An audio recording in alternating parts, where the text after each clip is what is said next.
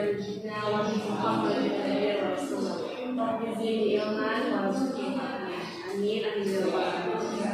Terima kasih. Apa kabar adik-adik? Alhamdulillah luar biasa. Allahu Akbar. Selanjutnya lagi. Apa kabar adik-adik? Alhamdulillah luar biasa. Allahu Akbar. Apakah semuanya hadir pada hari ini? Tidak, ada yang hadir. Siapa yang tidak hadir? Rehan, Rehan, Lawan, Rehan dan Maulana. Apakah tidak ada informasi? Tidak ada. Jadi sebelum kita memulai pembelajaran pada hari ini, alangkah baiknya kita SPP dulu ya. Adik-adik berdiri sebentar.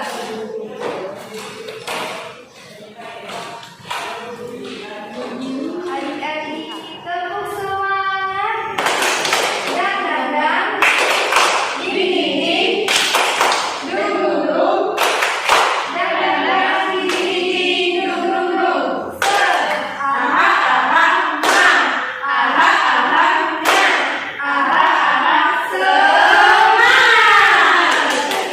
Apakah ada yang tahu kita akan membahas materi apa adik-adik? Tidak ya. Oke, jadi kita akan membahas mengenai perkembangan Islam. Perkembangan Islam.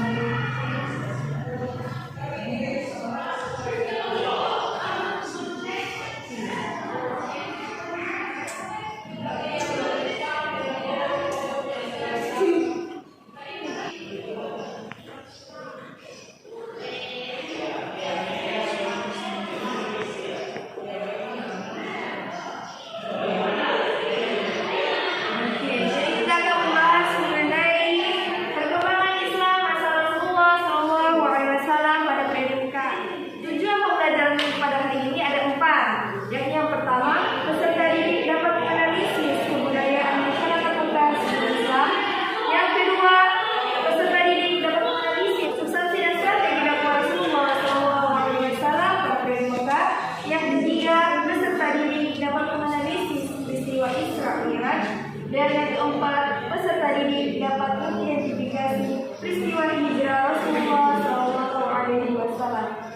Jadi yang pertama itu kita akan membahas mengenai kebudayaan masyarakat Mekah sebelum Islam.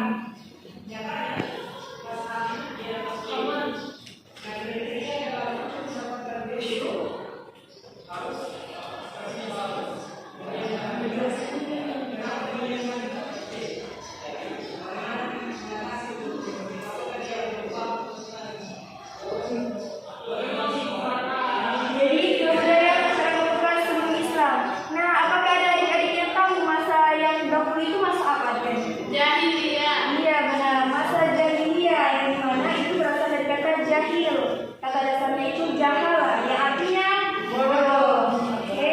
Nah, jadi pada saat kebudayaan masyarakat Mekah sebelum Islam ini ada 4 golongan dari keyakinan pada masa zaman jahiliyah. Yang pertama, golongan orang yang mengingkari adanya penciptaan, orang yang mengingkari adanya pencipta dan hari kebangkitan. Yang kedua, golongan orang yang tahu akan adanya Tuhan tetapi mengingkari hari kebangkitan. Yang ketiga, golongan orang yang apa adik-adik pasti sudah tersebar luas, yang menyembah. Dan yang keempat, golongan orang yang mengikuti ajaran-ajaran agama Yahudi, Nasrani, dan apa teman-teman? Dan menyembah malaikat dan jin. Oke, jadi kebudayaan masyarakat Mekah sebelum Islam. Apakah ada adik-adik yang tahu? Jadi yang pertama itu mengenai ilmu. Jadi pada saat itu masyarakat Arab sudah mengenal ilmu dari orang-orang Babilonia. Pada saat itu bangsa Babilonia diserang oleh bangsa Persia, yang sehingga pada saat itu orang-orang Babilonia, bangsa Babilonia itu mengajarkan kepada masyarakat Arab tentang ilmu. Ilmu yang dikembangkan itu adalah ilmu astronomi. Tetapi bukan hanya ilmu astronomi saja, tetapi ada juga ilmu nasab, ilmu tentang tabir-mimpi, rasi-rasi bintang, dan tanggal-tanggal kelahiran. Yang kedua, ini berdagang. Kalau ke yang panas, teman-teman tahu nggak? Tahu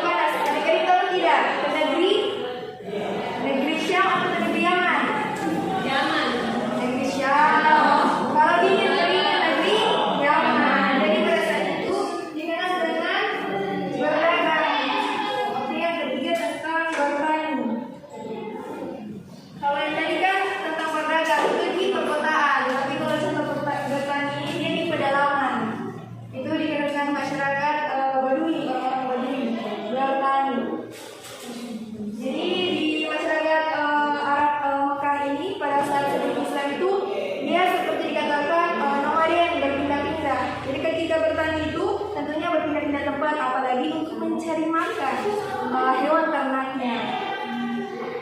Kan ada bertani tadi beternak juga ya. Yang keempat,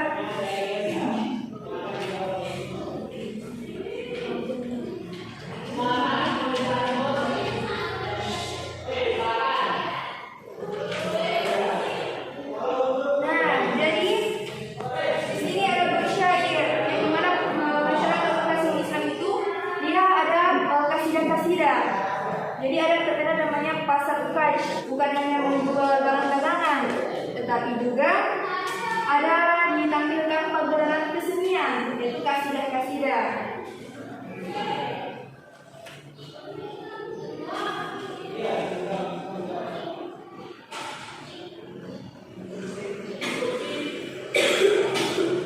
Yang kelima tentang memuliakan tamu. Masyarakat Arab pengasuh Islam ini yang dimana sangat memuliakan tamu, pendiriannya sangat kokoh, sangat kuat, sehingga bahkan kalau tidak ada punya apa-apa, bahkan cuma hanya memiliki unta itu disembelih untuk menjamu tamunya. Itu masyarakat pengasuh Islam ya. Dan yang keenam,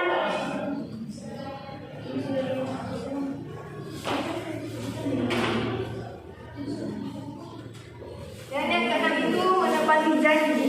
Jadi masyarakat pengasuh Islam itu yang dimana sangat menepati janji, bahkan bisa menghabiskan nyawa untuk menepati janji.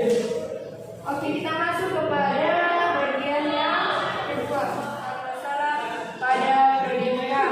Apakah ada adik-adik yang tahu sebagai apa saja? Tahu.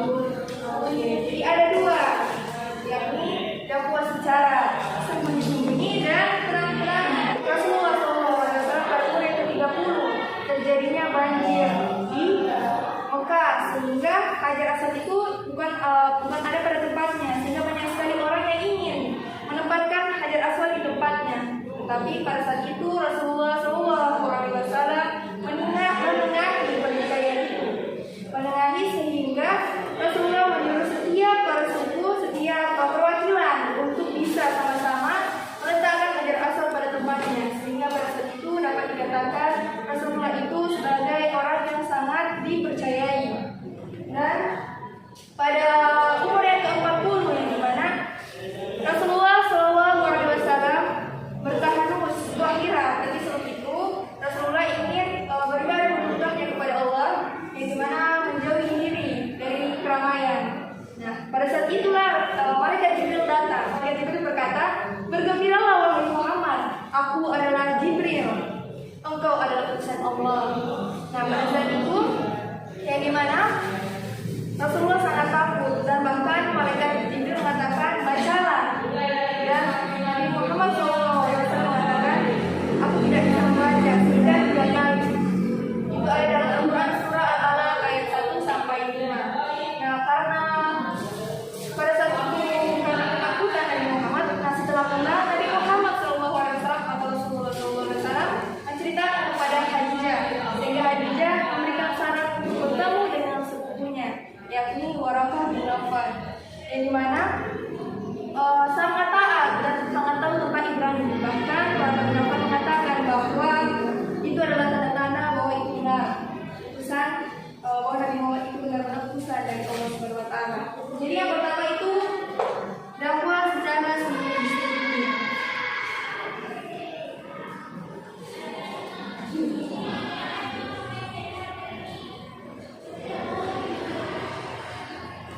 Yang kedua, dakwah secara terang-terangan.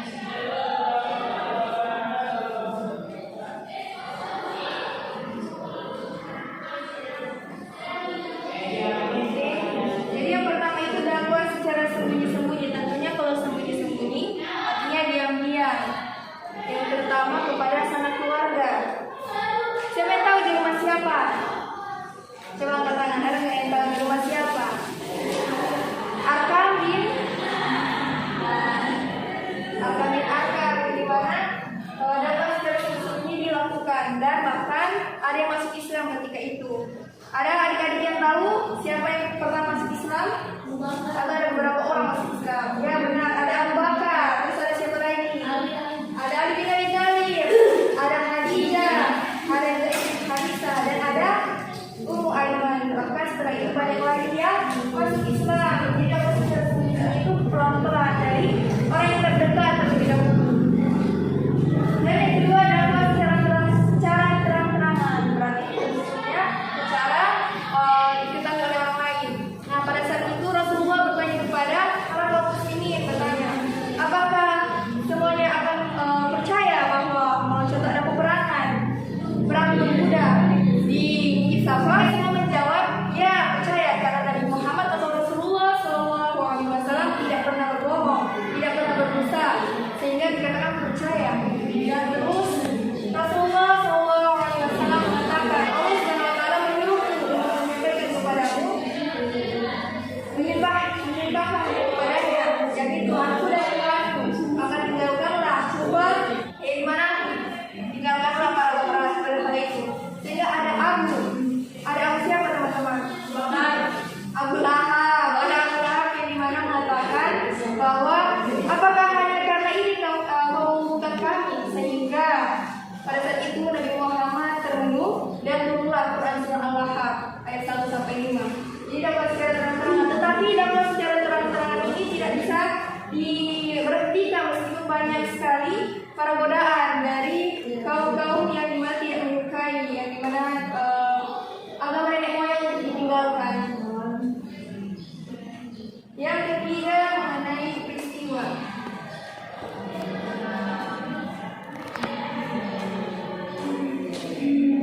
Jadi yang ketiga ini mengenai peristiwa hijrah. Ketiga ke Habasyah. Ada ke Habasyah. Ada tahun kesedihan. Tahun kesedihan apa adik-adik bernama?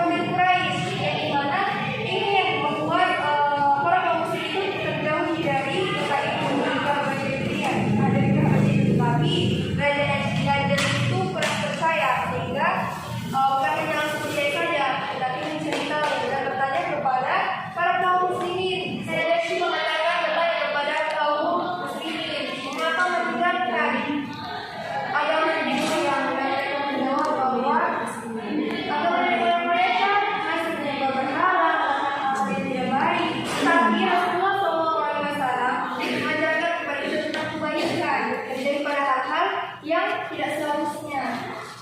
Itulah alasan-alasan dari kaum muslimin ketika berkata dengan Raja Najasyi. Dan yang kedua ini telah kesedihan atau muslim yang dimana pada saat itu ditinggalkan oleh Han, paman Nabi Muhammad SAW dan Khadijah yang ingin bercinta. Jadi paman Nabi Muhammad yang di Abu Talib itu Abu Talib yang dimana meninggal, tetapi sebelum meninggal karena memang benar-benar sakit, pada mengatakan kepada kaum muslimin bahwa kamu akan selamat jika mengikuti perintah dari Nabi Muhammad SAW. Dan yang ketiga tentang Isra Mi'raj. Isra secara bahasa artinya perjalanan malam dari Masjidil Haram ke Masjidil Aqsa dan di Palestina. Dan selanjutnya adalah yang dimana dari Masjidil Aqsa ke Sidratul Muntaha, yang dimana pada saat itu Isra Mi'raj maka sholat ini sebenarnya berapa teman-teman adik-adik? Apakah ada adik-adik yang tahu? 17 sebenarnya 50. Nah iya 50. Tetapi ada salah yang besar bahwa kamu tidak akan bisa kalau sampai 50, sehingga Nabi Muhammad katakan kepada Allah, sehingga terkuranglah menjadi 5. Bahkan ulang lagi Nabi Muhammad SAW mengatakan bahwa minta keringanan lagi. Tetapi Nabi Muhammad mengatakan, aku sangat rindu dengan perintah ini, aku sangat malu jika ini minta kembali kepada Allah SWT.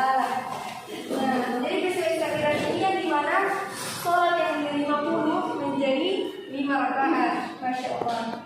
Dan yang keempat, hijrah ke Yasin. Jadi ada 2 akobah di sini. Yang pertama tentang akobah ulang. Ada yang mana tidak menyekutukan Allah, tidak berzina, tidak mencuri, tidak berfitnah, tidak curang, tidak dusta, dan tentunya tidak mendurhakan Rasulullah SAW.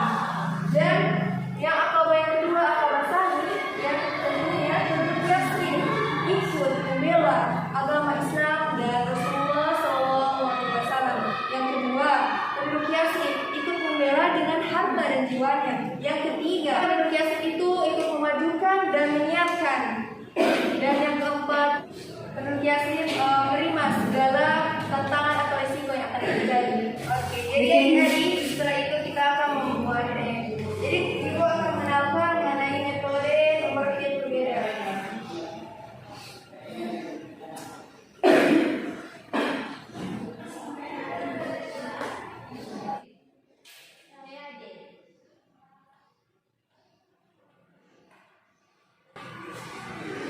Jadi kita akan menggunakan metode number yang together. Jadi kita membagikan 2 kelompok. Berarti pas 5 orang. Misalkan salah satu maju depan.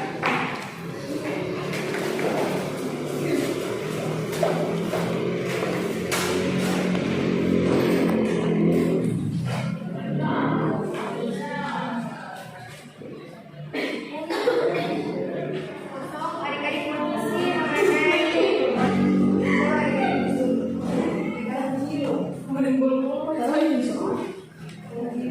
Jadi dengan kosong itu adik-adik menulis mengenai apa yang diketahui tentang perkembangan Islam masa Rasulullah SAW pada periode Mekah.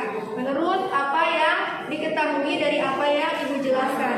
Baru yang nomor kedua tentang hikmah pelajaran mempelajari perkembangan Islam masa Rasulullah SAW pada periode Mekah. Yang nomor 1 mengenai apa yang diketahui tentang perkembangan Islam masa Rasulullah SAW pada periode Mekah.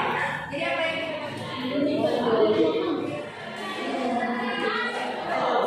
jadi telah selesai untuk menjawab.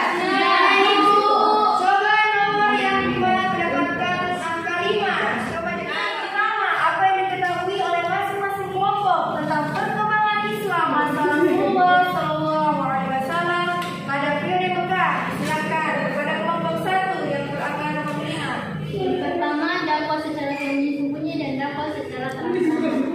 Apakah ada kelompok lain yang ingin memberikan tambahan? Silakan kepada kelompok 2. Jadi perkembangan Islam pada masa Rasulullah, Nabi melakukan hijrah di Mekah dengan cara sembunyi-sembunyi dan terang-terangan. Di tempat di metode yang pertama itu dengan cara sembunyi-sembunyi, mereka melakukan di rumah Arkam bin Abi Arkam. Masya Allah. Teman-teman di aku dulu. 4 sama maju ke depan dari kelompok 1 dan kelompok 2. Sudah. Dipersilakan kepada yang nomor 1 dan 2. Yang pertama, jadi mengenai apa hikmah pelajaran mengenai perkembangan Islam masa Rasulullah SAW pada periode Mekah. Silakan kepada kelompok 2 dan kelompok 1. Oke, hikmah dari pembelajaran perkembangan Islam pada masa Rasulullah SAW, yaitu yang pertama dalam berdakwah dibutuhkan kesabaran dan keikhlasan agar mendapatkan hasil yang maksimal. Kemudian selalu berperilaku terpuji dan menjadi suri tauladan yang baik agar dakwah yang kita lakukan mudah diterima oleh masyarakat. Yang ketiga, dengan strategi yang matang, dakwah yang kita lakukan dapat diterima oleh semua lapisan masyarakat. Apakah ada tambahan dari kelompok lain? Ada hikmah dengan persaudaraan yang telah dilakukan oleh kaum Muhajirin dan kaum Ansar dapat memberikan rasa aman. Jadi kesimpulannya bagi masyarakat Mekah sebelum Islam ada ilmu, berdagang, bertani, bersyair, kemudian yang takut dan menepati janji. Yang kedua tentang Islam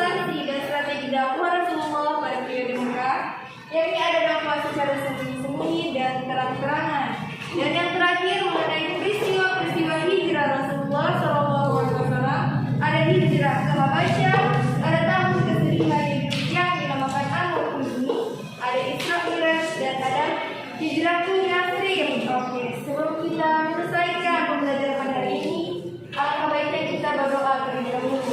Siapa yang berani untuk menutup? Saya memberikan doa. Coba persilakan lagi ke depan.